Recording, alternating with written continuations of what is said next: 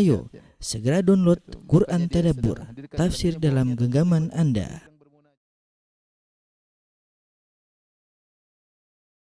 Bismillahirrahmanirrahim. Assalamualaikum warahmatullahi wabarakatuh. Alhamdulillahi ala ihsani wa syukru lahu ala taufiqihi wa amtinani. Asyhadu an la ilaha illallah wahdahu la syarika lahu ta'ziman li sya'ni. Wa asyhadu anna Muhammadan abduhu wa rasuluhu da'ila ridwani. Allahumma shalli alaihi wa ala alihi wa ashabihi wa ikhwani.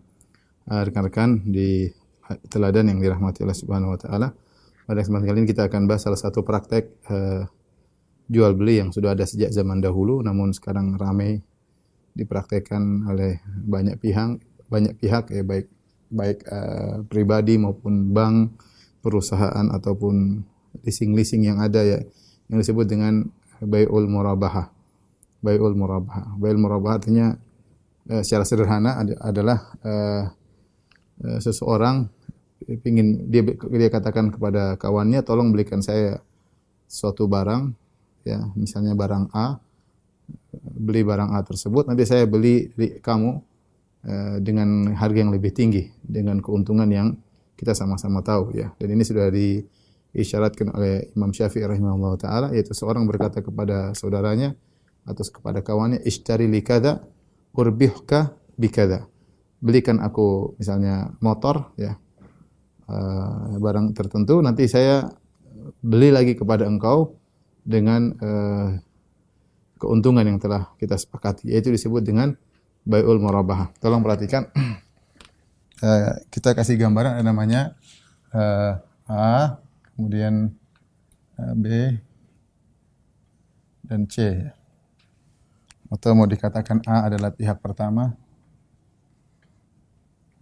B adalah pihak kedua, C adalah pihak tiga. Bai'ul murabahah yaitu pihak ketiga, pemilik al-bai', penjual, supplier ya, penjual barang ya. Contoh misalnya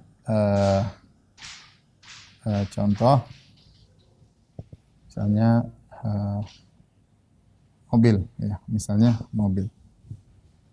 Baik. Nah, si A ingin beli mobil tapi tidak punya uang. Maka dia bilang ke B, belikan aku mobil dari si C. Nanti saya beli dari kamu. Taruhlah mobil harganya 300 juta misalnya. 300 juta ya. 300 juta. Kemudian A bilang, B, belikan aku mobil, nanti saya beli dari kamu dengan keuntungan 100 juta. Akhirnya si C jual ke si B ya. Jual mobil dengan harga 300 juta. Kemudian si B jual ke si A ya. B jual ke A mobil dengan harga 400 juta. Nah, keuntungannya berarti 100 juta ya. Keuntungan B dari A adalah 100 juta. Ini namanya murabahah ya. Jadi gambarannya seperti ini. Ini yang akan mau kita bahas pada pertemuan kali ini. Namun mudah-mudahan saya ulangi lagi. Jadi si A butuh mobil. Si A nggak punya duit, dia butuh mobil. Maka kemudian dia bilang kepada si B, kamu belikanlah mobil dari si C. Nanti saya beli dari kamu dengan untung 100 juta. Ya udah, akhirnya si B beli dari C jual ke B dengan harga 300 juta. Setelah B membeli dari si B jual ke si A dengan harga 400 juta, sehingga si B dapat untung sekitar 100 juta dari si A. Biasanya si A membayar ke B dengan kredit ya. Biasanya B dari A adalah 100 juta ya. Dengan kredit. Nah, ini kira-kira gambaran bai'ul murabahah. Baik, sebelum kita membahas bai'ul murabahah, ada namanya satu bai' yang disepakati oleh para ulama tentang keharamannya, namanya bai'ul inah. Ini riba ya. Yang Rasulullah SAW mengatakan, "Idza tabayatum bil inah ya, wa akhadhtum adnabal baqar wa raditum bizara' wa taraktumul jihad sallallahu alaikum dhullan la yanzi'uhu ankum hatta tarju ila dinikum." Kata Nabi sallallahu alaihi wasallam, jika kalian telah jual beli dengan inah, yaitu dengan riba, dan kalian telah memegang ekor-ekor sapi, yaitu sibuk dengan peternakan, waraitum bizara, kalian sibuk dengan pertanian, dan kalian meninggalkan jihad di jalan Allah Subhanahu wa taala, maka Allah akan timpakan kepada kalian kehinaan, dan Allah tidak akan mencabut kehinaan tersebut dari kalian hatta tarji'u ila dinikum, sampai kalian kembali kepada agama kalian ya. Sama seperti hadis Nabi sallallahu alaihi wasallam, "Man ba'a bai'ataini falahu awkasuhuma aw riba."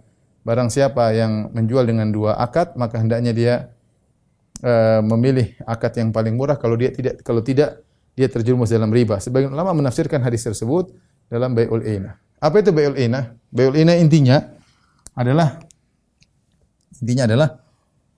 pinjam uang. Intinya A pinjam uang kontan dari B, lalu A membayar hutang tersebut dengan bunga kepada B secara bertahap. Dan ada barang jualan ya, yang dijadikan hilah atau trik untuk menghalalkan riba, menghalalkan utang piutang riba ini ya, utang piutang riba tersebut. Contoh.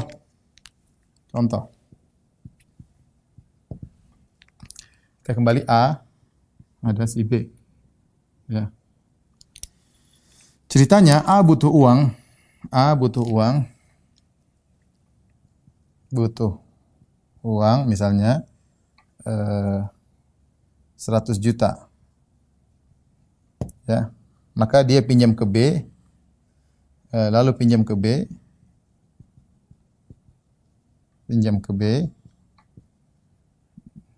dan akan diganti dengan angsuran, dengan kredit, dengan angsuran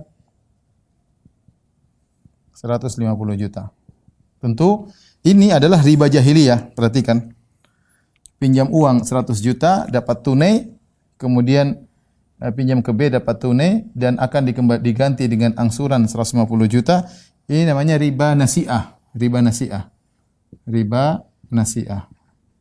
itu riba jahiliyah. Orang jahiliyah dahulu kalau minjamkan uang kemudian terlambat bayar, maka dia bilang tidak apa-apa, enggak usah bayar, tapi ada bunganya. Riba jahiliyah. Nah, supaya proses ini menjadi halal, maka mereka melakukan satu trik. Ini tadi saya bilang, A pinjam uang kontan dari B, lalu A membayar utang tersebut dengan bunga kepada B secara bertahap, dan ada barang jualan yang dijadikan trik, ya. Jadikan trik untuk menghalalkan. Ya. Nah, jadinya bagaimana caranya? Ya, begini saja. Jadi caranya A menjual barang kepada misalnya motor. Jangan motor ya. Mobil ya. Mobil atau rumah apa saja terserah. Maka caranya A jual ke, ini mobil milik A ya. Mobil milik A.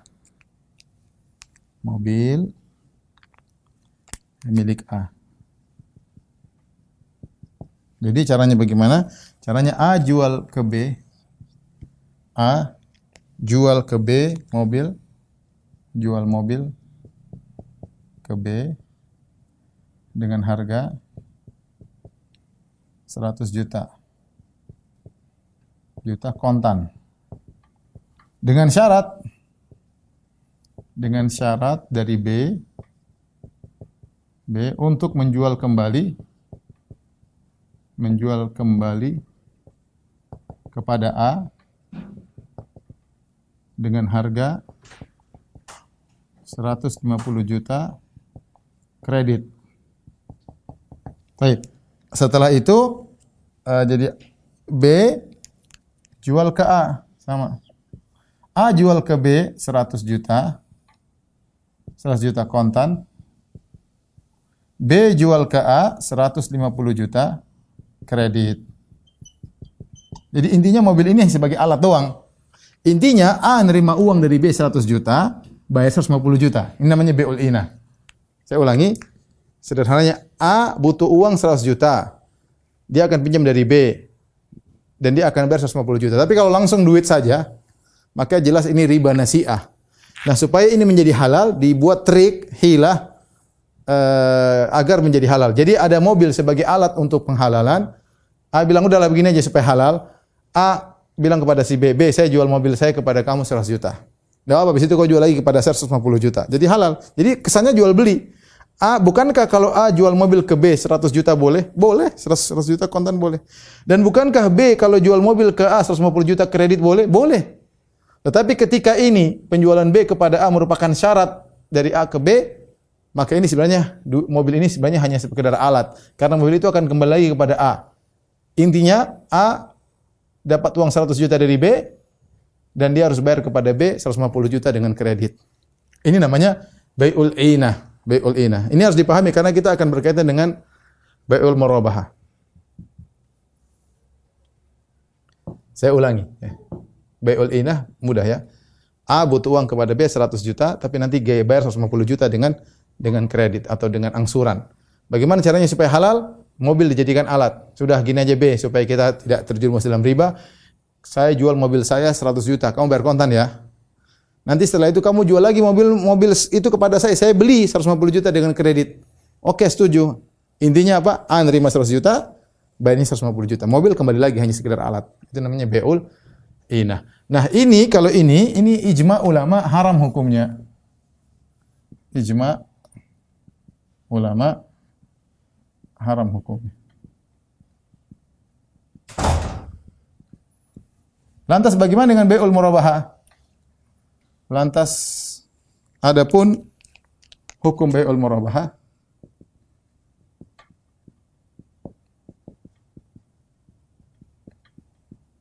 maka ada khilaf ya. Ada dua pendapat, ada yang mengatakan halal, ada yang mengatakan haram. Ada yang mengatakan haram. Adapun yang mengatakan haram, kata mereka ini mirip dengan bai'ul inah.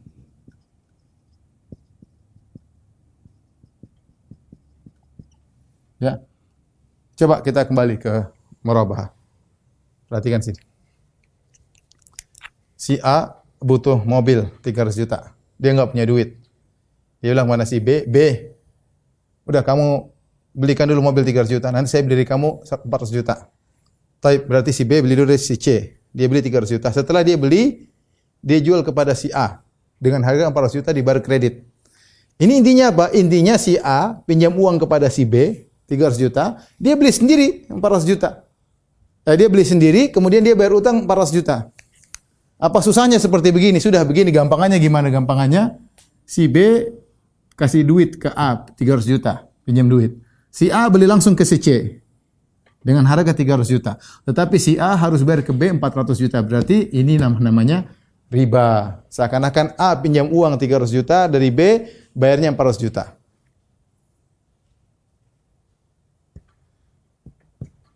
Saya ulangi, sebagian ulama yang mengharamkan praktek murabahah, dia mengatakan karena hakikat daripada ini adalah seakan-akan A pinjam uang dari B 300 juta dan harus kembalikan 400 juta. Sama saja. Taruhlah kalau si B kasih uang 300 juta, kamu beli aja sendiri. Sudah dia beli sendiri. Bayarnya 300 sudah selesai. Tapi kamu bayar ke saya 400 juta ya. Apa bedanya? Cuma ini sekarang dibuat trik. Caranya gimana? B yang beli dulu 300 juta. Setelah beli dulu, kemudian B jual ke A 400 juta. Berarti dia untung 100 juta tapi dengan kredit.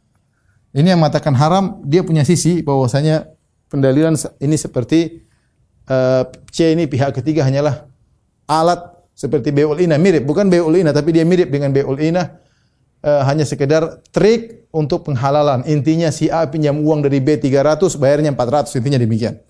Ini yang mengatakan haram. Pendapat yang kedua, dan ini pendapat mayoritas para ulama, bahwasanya hukumnya halal. Hukumnya halal karena hukum asal jual beli adalah boleh.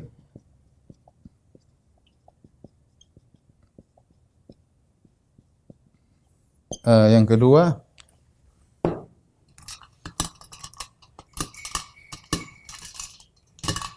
bahwasanya tidak sama dengan bai'ul inah. Tidak sama dengan bai'ul inah. Kenapa tidak sama dengan bai'ul inah? Karena karena ada tiga pihak. Karena ada tiga pihak, yaitu A, B, dan C. Adapun bai'ul inah,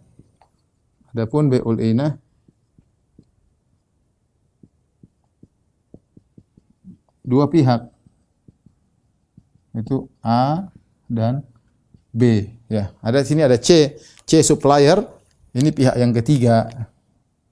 Ada supplier atau buyer ya, atau apa namanya? Atau penjual ya. Ya. Ya. Apa penjual, seller ya. Baik, inilah kira-kira saya sendiri cenderung kepada hukumnya halal ya. Hukumnya halal. Karena ini juga bisa membantu ya. Membantu kaum muslimin ya. Bisa membantu kaum muslimin ya. Kalau mau hati-hati enggak usah lah. Tapi ini apa namanya? Banyak orang yang membolehkan. Baik, kalau kita bilang haram ya sudah selesai, enggak usah. Kalau kita bilang halal ada syarat-syaratnya. Kapan menjadi halal? Ini yang mau kita bahas. Apa syarat-syarat bai'ul murabahah menjadi halal? Tolong dihapus yang sini aja. Baik, bagi yang mengatakan boleh maka ada syarat-syaratnya ya. Syarat-syarat dibolehkan ya.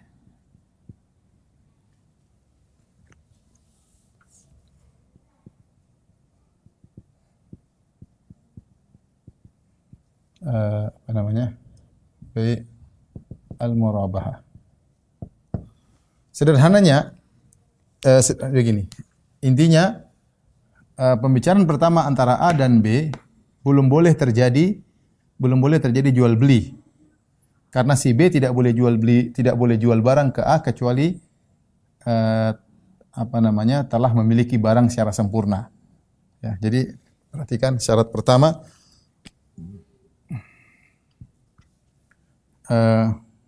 pembicaraan awal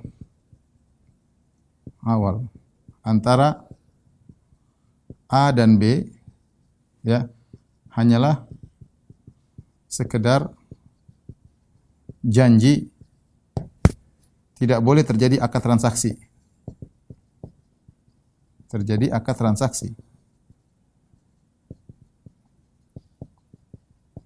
Kenapa tidak boleh jadi akad transaksi? Karena mobil bukan milik B. Mobil belum jadi milik B. Kenapa? Karena barang belum milik B. Dalam hal ini mobil belum jadi milik B. Maka tidak ada akad yang lazim. Jadi proses pertama A bilang B, kamu belikan dong. Belum boleh ada akad. Ini sekedar kalau keseriusan boleh, tapi tidak ada akad di sini. Baik, ini yang pertama. Kelanjutannya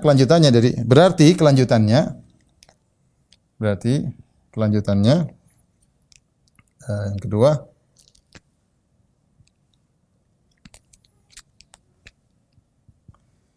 B tidak boleh menjual, B baru boleh mengadakan akad transaksi dengan A, akad jual beli ya, transaksi jual beli dengan dengan A, menjual kepada A. Setelah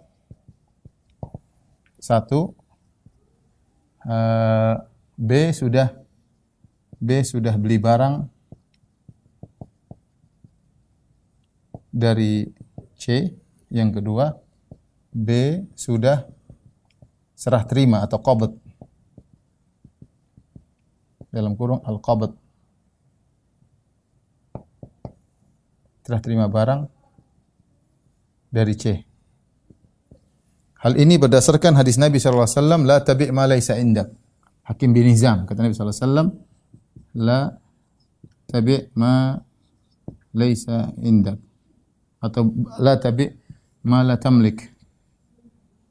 Nah, Nabi sallallahu alaihi wasallam an bai' ma la yamlik. Nah, Nabi sallallahu alaihi wasallam an bai' ma la yamlik. Nabi melarang jual beli yang bukan barang miliknya. Nabi sallallahu alaihi wasallam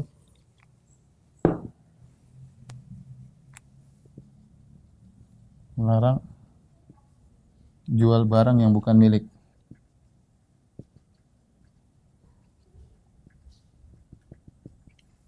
Ya. Adapun yang kedua, ya, Nabi sallallahu alaihi wasallam la tabi' hatta taqbid, la ta'bi'hu, kata Nabi sallallahu alaihi wasallam, la tabi'hu hatta taqbidahu. Jangan kau jual barang tersebut sampai kau serah terima, sampai kau di bawah kekuasaanmu, ya, sampai di bawah kekuasaanmu, ya, apa? Ini kaidah yang penting, ya. Perkara yang kedua ini, ya. Perkara yang kedua ini, ya. Saya bawa ke sini aja lah. Sesuai dengan kaidah, ya. Al-kharaj bidoman. Atau apa namanya? Al-ghunm bil ghurm. Atau naha Nabi sallallahu alaihi wasallam an bai'i ma lam yadman. An ribhi, naha Nabi sallallahu alaihi wasallam an nahyu an ribhi ma lam yadman. Ribhi ma lam yadman. Ini ada kaidah al-kharaj bidh-dhaman, keuntungan sesuai dengan tanggung jawab, keuntungan sesuai dengan resiko. Rasulullah melarang keuntungan perkara yang belum jadi jaminan. Begini maksudnya. Sederhananya begini. Misalnya si B beli mobil dari si C. Kan mobil milik dealer si C. Dia sudah bayar, tetapi mobil tersebut belum serah terima. Tapi sudah bayar. Terjadi transaksi. Seandainya dealer C terjadi kebakaran, siapa yang tanggung jawab? Yang tanggung jawab tetap si C. Kenapa? Karena si B belum serah terima. Berarti meskipun sudah terjadi jual beli, terjadi transaksi, sudah transfer duit, tetapi mobil tersebut belum di bawah tanggungan si B. Masih di bawah tanggungan si C. Buktinya kalau terjadi kebakaran atau kecurian, B harus tetap menyediakan barang tersebut untuk si B. Nah, ketika mobil ini belum di bawah tanggungan si B, maka Nabi melarang si B jual si ke A. Kalau B mau jual ke A, mobil ini sudah harus jadi tanggung jawab si B. Dengan apa? Dengan tadi serah terima. Serah terima antara mobilnya dipindahin atau apa. Intinya kalau sudah di bawah tanggungan si B, kalau terjadi kecurian ya B yang rugi. B yang rugi karena sudah serah terima. Nah, dalam hal ini syariat bersikap adil. Dia hanya boleh mengambil keuntungan dari barang yang sudah di bawah tanggungannya. Sama, dia boleh menjual dari barang yang sudah di bawah tanggungannya. Adapun dia menjual barang yang masih di bawah tanggungan orang, maka itu dilarang dalam syariat. Dilarang dalam syariat, ya. Seperti itu. Ini kaidah al-kharaj bidh-dhaman, al-ghunm bil ghurm, an-nahyu an riba ma lam yadman. Ini kaidah ini. Ini penting, ya. Ini penting karena kalau cuma bayar doang kemudian belum di bawah tanggungan si B, maka Nabi melarang, ya. Karena kalau jika terjadi apa-apa, yang tanggung jawab adalah si C. Beda kalau sudah terjadi perpindahan tangan serah terima, maka tanggung jawab si B. Nah, mengenai al-qabd, mengenai serah terima ini, maka kata para ulama kembali kepada urf. Kepada tradisi masyarakat.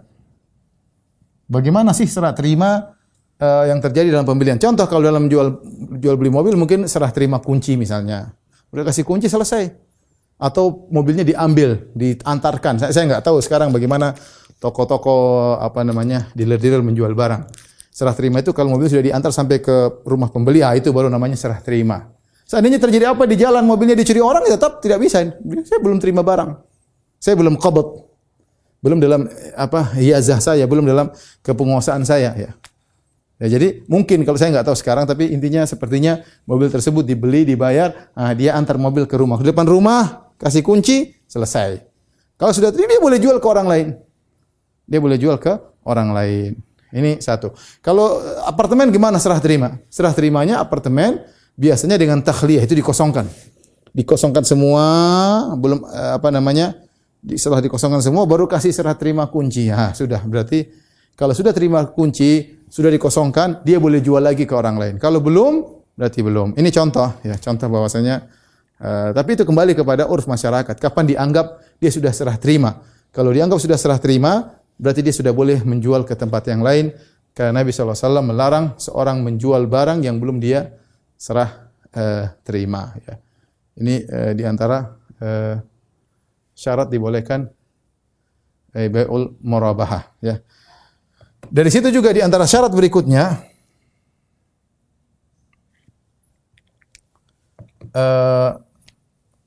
yang ketiga,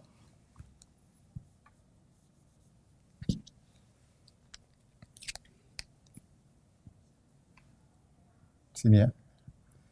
Tidak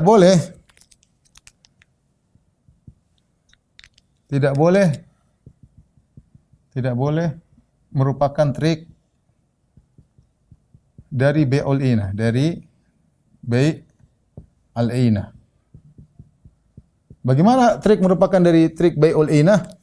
Ketika ternyata si C ini, contohnya, ternyata si C adalah wakil dari si A, atau ternyata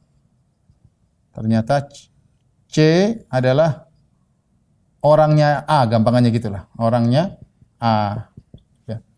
Orangnya A. Entah A pemilik perusahaan C, cuma perusahaan dia ternyata, atau ternyata ini mobil dia sendiri atas nama atas nama adiknya, atas nama kakaknya. Ininya trik, ternyata ini barang-barang dia sendiri. Ternyata barang-barang dia sendiri. Ketika ini barang adalah barang dia sendiri, berarti terjadi jual beli cuma dari A dan B. Barang cuma alat. Intinya A pinjam uang dari B 300 dan A akan membayar kepada B 400. Karena ternyata mobil tersebut bukan pihak ketiga, tetapi dia adalah anak buah dari A, pihak pertama. Ya, maka kalau ternyata pihak ketiga ini adalah anak buah dari pihak pertama, hakikatnya transaksi hanya di dua sisi, dari A dan si B. Ketika transaksi dari A dan si B saja, maka barang ini merupakan alat persis seperti bai'ul inah. Bai'ul inah, intinya si A menerima uang 300 dari B dan dia akan bayar kepada si B 400 dengan cara kredit, dan itu hukumnya adalah haram dan itu riba yang tegas, ya. Baik. Ini mungkin di antara syarat-syarat bai'ul murabahah sehingga menjadi boleh, ya.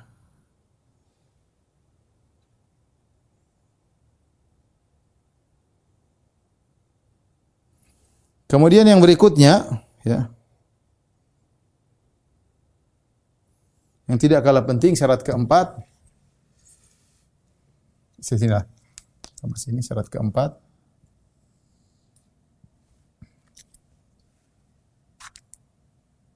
Sudahlah, ini sudah diwakili. Sudah cukup, ya. Sudah cukup. Oke. Ini kira-kira 3 syarat utama, nanti mungkin kalau kurang kita bisa tambahkan. 3 syarat utama terjadi bai'ul murabahah. Perhatikan kalau ternyata, ya, pembicaraan antara A dan B sudah menjadi akad, ya, maka tidak bisa tidak bisa dijadikan bai'ul murabahah. Berarti kalau A langsung sejak awal sudah tanda tangan akad. Misalnya si A pergi ke B, B ini misalnya bank, pengen beli mobil. A pergi ke B. Mau beli apa si A? Oh, saya mau beli mobil. Ya udahlah, ayo kita bikin janjian. Saya akan beli mobil itu, mobilnya si C dari pihak kedua dari bank dengan harga 400 juta. Tanda tangan. Ini sudah enggak boleh karena si B belum memiliki barang. Ini jelas hukumnya haram. Ya, yang ada hanya boleh saya berjanji. Ini boleh, tapi seandainya dia tidak beli ya sudah dia tinggal jual ke orang lain ya. Tapi ini berkaitan dengan syarat dibolehkan. Kemudian berikutnya perkara-perkara yang dibolehkan dalam bai'ul murabahah. Perhatikan.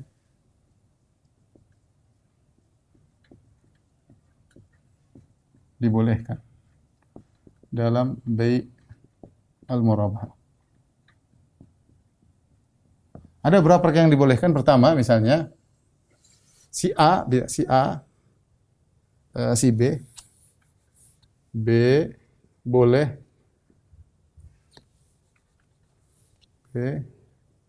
boleh membeli dari C dengan khiyar syarat. Khiyar syarat. Ya. Misalnya ini secara solusi. Misalnya si B bilang, C, saya kan nggak tahu nih, si A katanya mau beli mobil dari saya. Tapi mobilnya yang kamu punya, dia nggak punya duit. Maka saya beli dulu dari kamu, ya. Kamu kan jual 300 juta, saya jual ke A, kata si B dia ke C. Ini B pihak bank misalnya, B pihak bank, A nasabah, C dealer, gampangannya gitu ya. Saya gampangannya B bank, A nasabah, C dealer. A butuh mobil dari dealer dari C, dia nggak punya duit. Dia datang ke bank syariat. Gimana nih? Ya sudah, begini saja. Saya belikan dulu, nanti kamu beli dari saya 400 juta. Si A setuju. Si B pergi ke si C. C, saya beli mobil kamu ya. Oh ya, silakan. Saya mau jual ke A. Dia janji mau beli dari mobil saya, dia mau beli 400 juta. Ya sudah terserah. Kemudian, tapi si B karena khawatir jangan-jangan si A ngibulin doang, tidak punya duit, tidak jadi beli, janji palsu. Supaya aman dia bilang kepada si C begini saja, saya beli mobil dan saya akan serah terima mobil tersebut dengan syarat saya minta khiyar. Khiyar maksudnya pilihan. Pilihan sampai seminggu. Kalau ternyata selama seminggu si A tidak jadi beli, saya kembalikan lagi. Oke? Nah, ini boleh. Kalau si A bilang, oh enggak masalah. Dealer bilang enggak masalah. Sudah, kamu ambil aja mobil. Kalau seminggu dia enggak beli, kembalikan aja. Biar gampang. Daripada kamu rugi. Nah, ini seperti ini diperbolehkan. B boleh membeli dari C dengan khiyar syarat. Misalnya syarat untuk boleh membatalkan dalam seminggu, misalnya dalam 3 hari atau seminggu ya misalnya, ya karena B ingin memastikan A beli atau tidak, ya, untuk memastikan A jadi beli atau tidak. Baik, ini yang dibolehkan. Yang dibolehkan kedua yang penting juga bahwasanya B boleh meminta jaminan atau jaminan gadai dari A berupa barang yang dibeli. Berupa barang yang dibeli. Barang yang al-murabah alaih. Al-murabah alaih yang dibeli.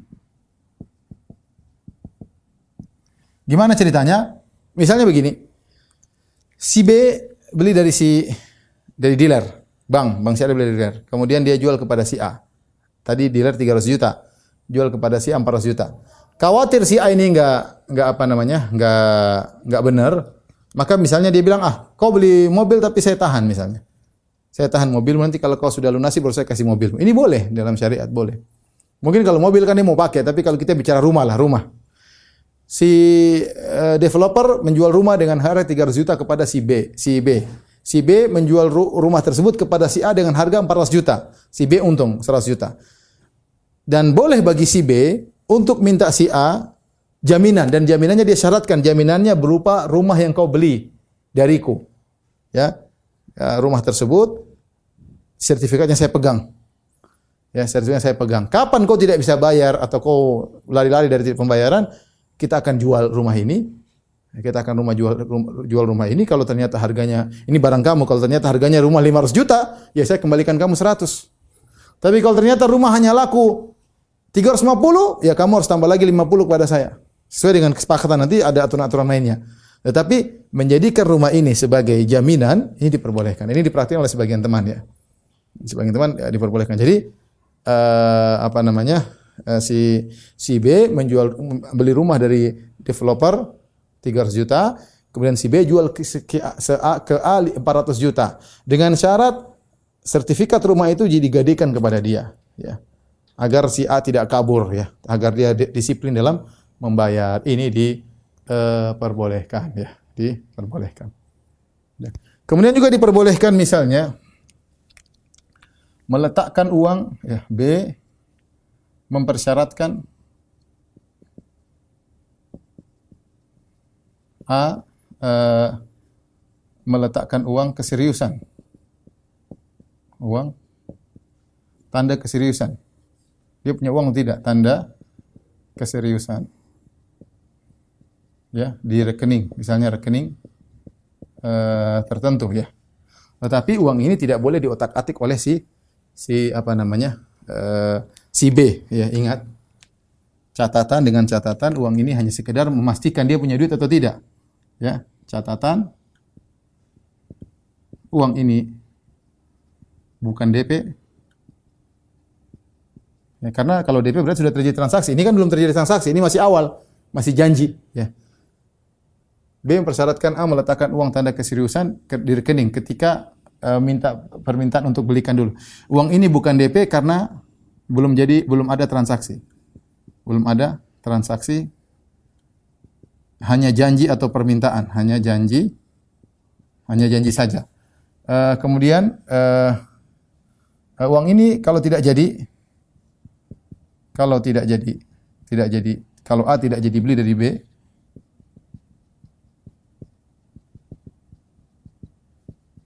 dari B, ya, maka uang kembali ke A.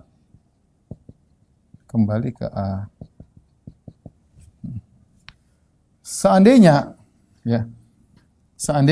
terjadi jual beli, B jadi jual ke A, maka boleh saja uang ini dialihkan jadi DP, jadi pembayaran setelah transaksi, setelah jual beli tentunya, setelah jual beli. Tapi ini perkara yang dibolehkan. Baik. Sekarang kita membahas yang tidak diperbolehkan. Jadi saya ulangi, misalnya si A datang ke si B. B, saya mau tolong belikan rumah yang saya beli dari kamu. Kamu serius, kamu punya duit enggak? Punya, mana buktinya? Ya udah, saya buka rekening ya. Ini rekening, kamu tahu duit saya ini, lihat. 1 miliar saya taruh. Ya udah enggak apa-apa. Ya, akhirnya beli barang, kemudian jual. Enggak jadi. Kalau enggak jadi ya uang enggak boleh diambil sama si B karena memang tidak ada jual beli memang. Ya, uangnya kembali. Ya, uang kembali. Tapi kalau untuk mengetahui keseriusan boleh saja. Ini benar punya duit atau tidak. Tapi selanjutnya kita bahas yang dilarang ya. Tolong dihapus kecuali gambarnya. Tapi yang terakhir ya, yang tidak boleh dalam baik al-murabahah. Banyak ya tentu yang tidak boleh, banyak. Tapi di antaranya misalnya tidak boleh pihak B misalnya bank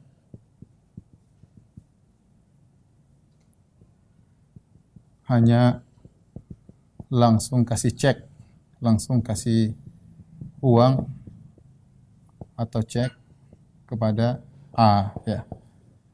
Sementara B tidak beli barang dari C ya. Ini banyak ini duit sudah, kamu beli aja sana. Ya. Ini tentunya tidak boleh. Namanya ini riba jelas, utang piutang. 300 ini ambil 300, kamu beli sendiri, nanti bayar 400. Ini jelas utang riba. Ini jelas utang riba. Ya. Contoh lagi misalnya ya, jika A terlambat bayar dalam kredit kepada B, maka tidak boleh ada denda. Ini tidak boleh ada denda ya, karena denda tersebut adalah riba. Karena denda tersebut adalah riba jahiliyah. Jahiliyah. Ya, riba jahiliyah. Ya, tidak boleh. Solusinya bagaimana? Solusinya tadi diantaranya misalnya dengan menjadikan barang belian tadi sebagai gade misalnya ya. Sebagian ulama membolehkan adanya ta'wid ya. Sebagian ulama membolehkan adanya ta'wid. Dalam turun ganti rugi. Ya, kalau ternyata ini sebagian ulama, ternyata dalam misalnya ganti rugi tersebut akibatnya si A dia punya duit, tapi dia nggak mau bayar. Contoh, ini kan dia zalim. Kata Nabi SAW, matalul ghani zulmun. Matalul ghani zulmun. Orang yang punya duit tapi nggak bayar hutang, dia zalim. Maka dia sudah janji akan bayar misalnya setahun, ternyata dia punya duit dia tidak bayar, akibatnya menimbulkan kerugian kepada si B, maka sebenarnya membolehkan adanya ta'wid ganti rugi. Tapi ganti rugi ini bukan denda, tapi benar-benar ganti rugi. Ingat, ini bukan denda. Bukan denda. Bukan denda, karenanya bukan persenan, ya. Karenanya bukan berdasarkan persen. Berdasarkan jumlah hutang atau persenan dari hutang. Tapi benar-benar kerugian real, tapi benar-benar kerugian yang nyata. Yang nyata ya. Jadi ta'wid bukan denda tapi ganti rugi. Perhatiin dia ganti rugi. Ini sebenarnya membolehkan. Contoh saya katakan si A beli rumah dari si B. A beli rumah dari si B. Kemudian dengan janji akan bayar 2 tahun dengan total 400 juta. Tapi si B nunggu. Setelah 2 tahun ternyata belum lunas. Dicek ternyata A punya duit. A punya duit tapi dia malah buka proyek sana, buka proyek sini. Dan ini mengakibatkan si B rugi. Kenyataannya kalau uang tidak tiba pada saat itu dia ada kerugian ini, kerugian anu. Maka seperti ini orang si A telah berbuat zalim. Matalul ghani zulmun. Orang yang menunda hutang padahal dia kaya maka dia berbuat zalim. Maka harus ada lembaga khusus yang menilai kerugian dari si B akibat penundaan tersebut padahal si A mampu untuk bayar. Maka dinilai dan itu benar-benar real, kerugian yang real, kemudian disuruh bayar. Dan ini tidak ada kaitannya dengan jumlah hutangnya, tidak ada kaitannya dengan persenan, tapi benar-benar kerugian yang akibat penundaan tersebut. Itu yang dilihat, bisa jadi kecil, bisa jadi besar, ya, dan seperti itu ya. Ini ada khilaf di kalangan para ulama, sebagian membolehkan, sebagian tidak memperbolehkan, tetap dianggap sebagai riba. Tapi saya ingin sampaikan, ada yang membolehkan ya pendapat seperti ini. Ya, adapun yang dipraktekkan, kalau terlambat gini denda sekian itu jelas riba, sepakat. Itu jelas riba, sepakat. Karena denda sekian, dendanya sekian, ini sekian persen dari sekian, berapa persen, ini jelas riba, ini tidak diperbolehkan ya. Kemudian di antara juga yang tidak diperbolehkan, pihak B mewakilkan A untuk membeli barang langsung dari C langsung. Selanjutnya jadi milik A secara otomatis. Ini juga tidak diperbolehkan. Kecuali dalam kondisi darurat. Maksudnya gini, si B, ini pihak bank, si A mau beli rumah, udah. Oke, kamu beli barang dari developer 300 juta atau mobil. Si bank, kamu beli mobil 300 juta. Sudah, ini saya tulis. Saya jadikan kamu wakil, ini duitnya, kamu belikan sendiri. Kamu wakil saya untuk beli barang, ya. Jadi beli barang otomatis jadi milik si A. Ini tidak boleh, ya, tidak boleh. Karena intinya Tidak ada jual beli. Ini jadi terjatuh pada bai'ul inah. Seakan-akan cuma terjadi transaksi antara A dan B. Ya. Harusnya kan boleh, yang dibolehkan kalau si A jadi wakil, dia belikan barang untuk si B, dia beli mobil di C. Setelah itu dia serahkan kepada si C, baru si C bikin kontrak baru kepada si A. Ya, kepada si A. Nah, karena tidak boleh terjadi jual beli antara si A dan si B kecuali si B sudah punya barang. Jadi kalau si B menyuruh A jadi wakil untuk belikan barang ke C boleh, tapi sekedar berikan doang, bukan langsung beli barang ambil, ya. Ya, berarti telah terjadi akad jual beli antara si B dan A, padahal kita tahu tidak boleh ada akad jual beli dari antara B dan A, yang ada cuma janji. Karena si B belum memiliki barang tersebut. Kalau dalam kondisi darurat boleh, si B suruh A, kamu belikan barang, saya tidak bisa ke sana, kamu yang beli sendiri. Kamu bawakan ke saya, nanti kita baru bikin akad. Itu baru boleh. Nah, ini perhatikan sebagian orang, sudah kamu ini duit kamu beli sendiri, ambil sendiri. Ini sama, tidak diperlukan. Ini seperti bai'ul inah. Tapi kira-kira ini, ikhwan dan akhwat yang rahmatillah subhanahu wa ta'ala. Demikian saja pertemuan kita. InsyaAllah kita lanjutkan 2 pekan lagi. Wabillahi taufiq wal hidayah. Assalamualaikum warahmatullahi wabarakatuh.